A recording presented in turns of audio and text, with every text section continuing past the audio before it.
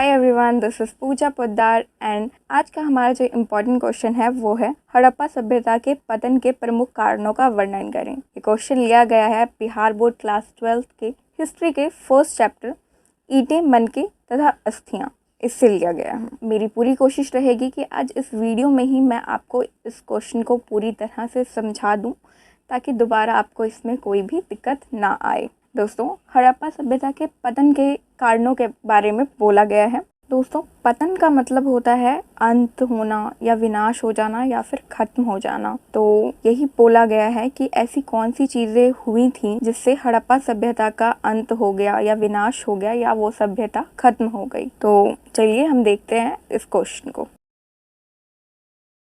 हड़प्पा सभ्यता को सबसे प्राचीन सभ्यता माना जाता है।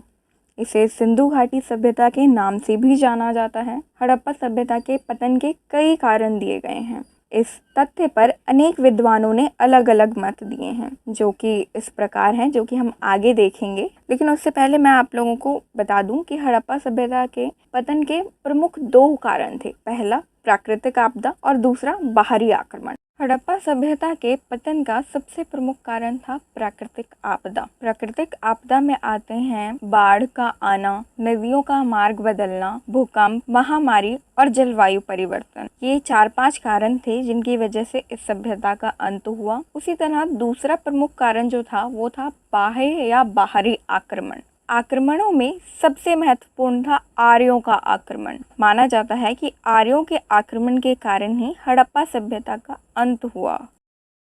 बाढ़ का आना। कुछ विद्वानों का मानना है कि हड़प्पा सभ्यता का पतन नदियों में बाढ़ आने से हुआ है, क्योंकि इस सभ्यता का विकास नदी के किनारे हुआ था, तो इस क्षेत्र में बाढ़ का आना स्वाभाविक था।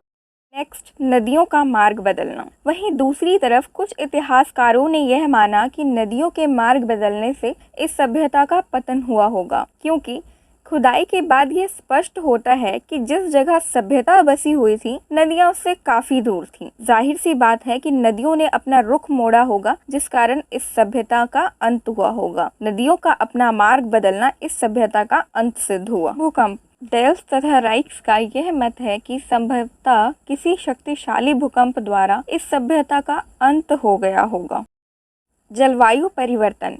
A.N. घोष जैसे विद्वानों का मानना है कि हड़प्पा सभ्यता का पतन जलवायु परिवर्तन के कारण हुआ, लेकिन रक्स, डायसन जूनियर आदि विद्वानों का मत है कि कोई ऐसा जलवायु में परिवर्तन नहीं हुआ जिसके कारण सिंधु घाटी सभ्यता नष्ट हुई।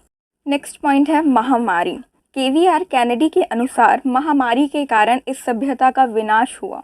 कुछ ने मलेरिया जैसे रोग के बड़े पैमाने पर फैलने की बात कही है। इतिहास में ऐसे भी प्रमाण मिलते हैं जब पूरी की पूरी बस्तियों को ऐसे रोगों ने अपने प्रभाव से उजाड़ दिया हो। बाह्य या बाहरी आक्रमण। इसमें प्रमुख है आर्य आक्रमण। अनेक इतिहासकार सिंधु सभ्यता के पतन का एक प्रमुख कारण बाह्य या बाहरी आक्रमण को मानते हैं। इसलिए हड़प्पा सभ्यता के पतन का दूसरा प्रमुख कारण आर्य आक्रमण को माना गया।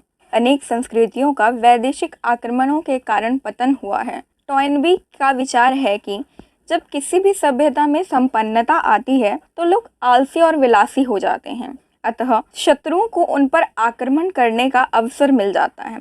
इसलिए ऐसा संभव हो सकता है कि सिंधु सभ्यता के साथ भी ऐसा ही हुआ हो।